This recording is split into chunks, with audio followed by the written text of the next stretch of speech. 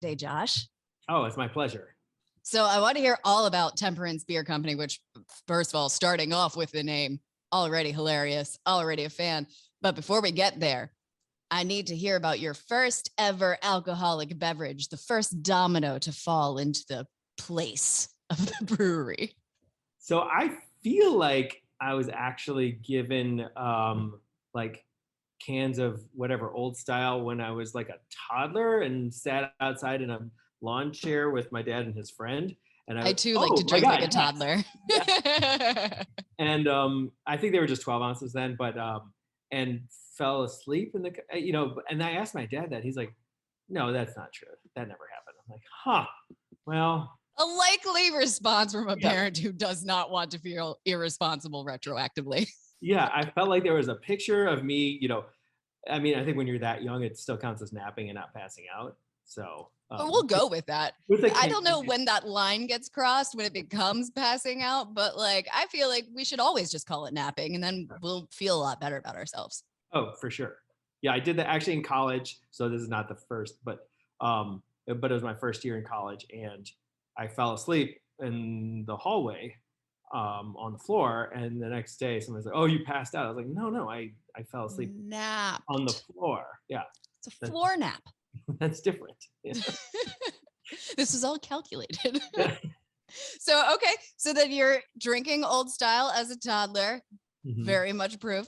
How does that obviously lead eventually to you opening up Temperance? Yeah. Well, I did always have a taste for beer from the from the early days. Then it was kind of a circuitous path. Like I was an English major and then I became an architect and then Temperance. So it's not like you can't, it's hard to connect those dots at a certain level, but I was homebrewing while architecting.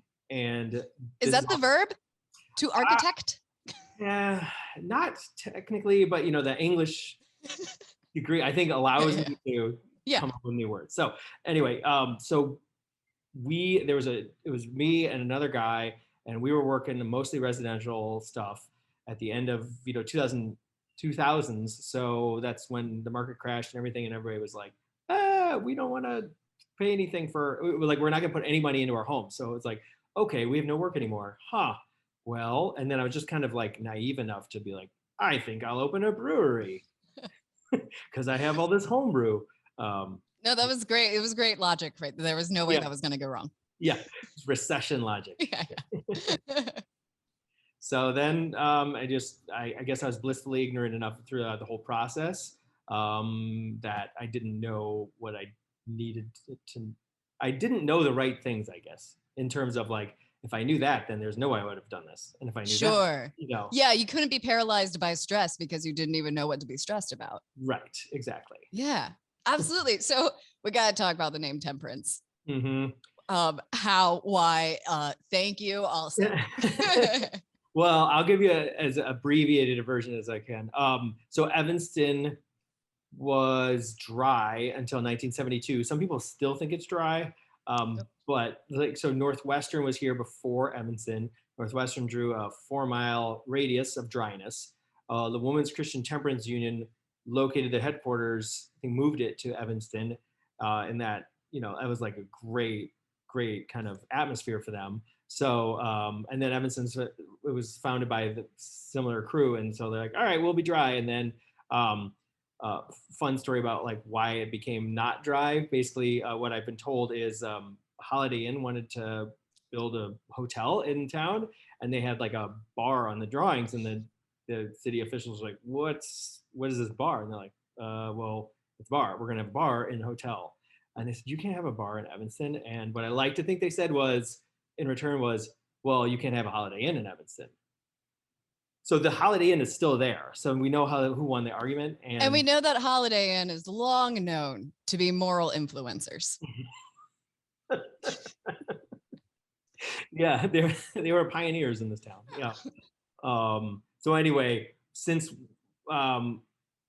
we were the first brewery ever in Evanston, we wanted to tie into that kind of tortured history, but we were not really dissing the Women's Christian Temperance Union because their most influential leader, Frances Willard, she actually wanted to help people.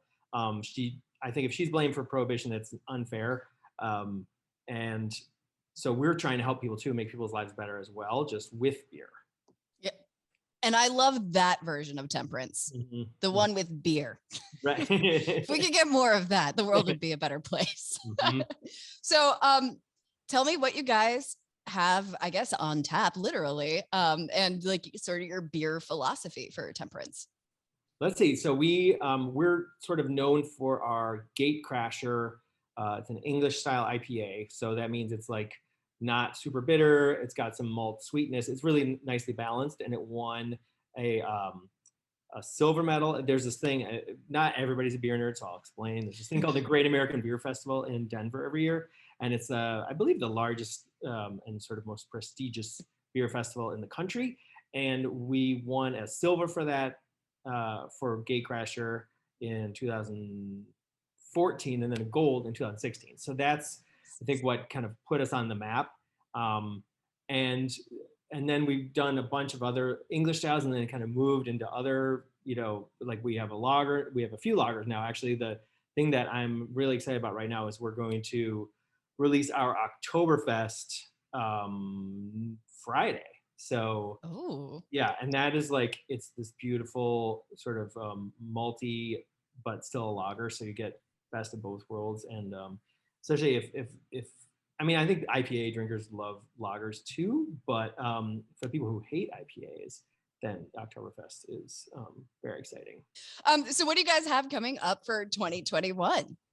The rest of it, rather. Yeah, well, we have, over Labor Day, we have 4 outdoor concerts in our parking lot with space here in town. Let's see, the beers though, we have our, speaking of nerding out, we have an ESB coming. It's called Smitty Town, and it's an ESB, which means extra special bitter, which people usually freak out about. So we say it's an amber, and they're like, "Yay, we like ambers." So anyway, that's a beer that we had right when we opened about 8 years ago now, and it's just not a very popular style, or it's popular with a too small segment of the population. So we kind of brew it occasionally. So anyway, that's coming out. We have our porter called Root Down coming out in the fall, and then in November every year we have these imperial stouts that we age in High West bourbon, and this year also rye barrels, and then we kind of play with them, add other ingredients, and have like 4 different variations of those. And this year we're introducing one that's actually been aged for 2 years in 2 different barrels, so we're really excited about that. That'll be like right before Thanksgiving, fingers crossed. Obviously, a lot of people have come in and out of Temperance's doors throughout the years. Is there a customer story that sticks in your mind as perhaps hilarious or just absolutely bizarre? You can't believe that just happened, or maybe heartfelt. Maybe you're like, this is why I do this. Just any interaction that can stick out in your head.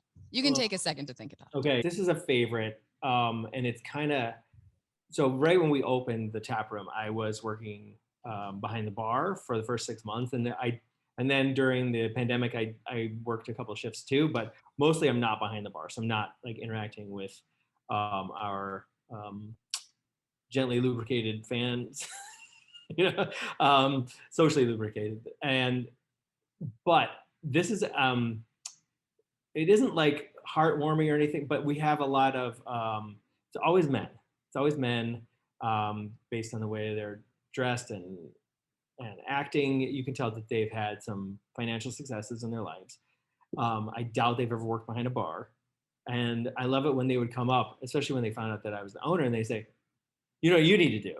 And it, like, whatever came out afterwards, I was like, awesome. Thank you. Now we're going to be a success. Like, I never said that. That's what I was thinking inside. I was like, oh my God, that's okay. Yeah, that's really great. Okay. Can I get your number? And so that's more of it's not a heartwarming story. It was just like we don't need it to be heartwarming. Our hearts are cold and dead anyway. There we go. It happened like too often where you're just like, oh, this guy's gonna tell me how I should do my job, how I should do your business. Yeah, you know. I mean, they know everything, obviously. Yeah. Retort though was, and I don't know if he said it, I think he did say it out loud. Our tapper manager at the time, Ben, He said, you know what? I'm going to come to your work and tell you how to do your job in your cubicle. Or no, that's what he said. You know what? I'm going to come to your cubicle and tell you how to do your job. I always loved to just ask very detailed questions that like I know because people will be like, oh yeah, when you're doing radio, you should do this thing. And I'm like, oh wow, yeah, what's the score for that song? Is that testing well amongst audiences? Like they like that one. What's the score for that one? They're like, well, I don't. I'm like, oh yeah, you don't know anything. You don't know actually what you're talking about, even like a little bit. Oh, okay, cool. I'd be like, oh wow, so what should I put in that beer to make it taste like that? Right. It was usually about a sign, like because we had a small sign, and so that was kind of fun because I'd be like, hey man, you're in the club, you know how to get here without a big sign outside, so shh, you're super cool now. Yeah. Obviously, they know everything that they're talking about. Is there anything else that we didn't touch on that you'd like to get out into the world, let the people know? Well, our tap room is a great place to hang out. A lot of fun. We just repainted. We put up some new artwork. And always have a ton of beer fresh on tap. You'll be able to, you can taste it all right here, of course. But also, it's really important that if people want to show us love, buy our beer in stores. Yes, store beer. We love it. Thank you so much for hanging out today, Josh. My for pleasure. taking the time to talk to us. It's been awesome. Thank you for having me. Absolutely, and we'll be getting to Temperance soon to try those beers.